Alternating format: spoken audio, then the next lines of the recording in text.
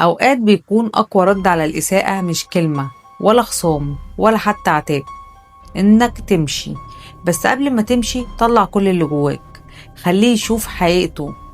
المسيء مش محتاج ضربة ولا محتاج ترد عليه بإساءة زيه، هو محتاجك تختفي بكل الخير اللي كنت بتقدمه، بكل مرة عديت له وقلت مش مشكلة. تمشي وجواك سلام داخلي بيقولك أنا فوق ده كله. احرمه منك واحرمه من وجودك، من قلبك اللي كان دايما بيحبه رغم وجعه. تحرمه من طيبة كانت نعمة في حياته وهو مقدرهاش. سيبه يواجه نفسه ويراجع تصرفاته بعد ما يشوف الحياة من غيرك، يحس بقيمة اللي خسره. ولما يدور على بديل وما يلاقيش يتمنى يرجع، بس الباب خلاص اتقفل للأبد. ساعتها بس هيعرف قيمتك. انت كبير، خليك كبير حتى في خصامك، وخلي غيابك هو أقوى رد، وخلي كرامتك هي النهاية.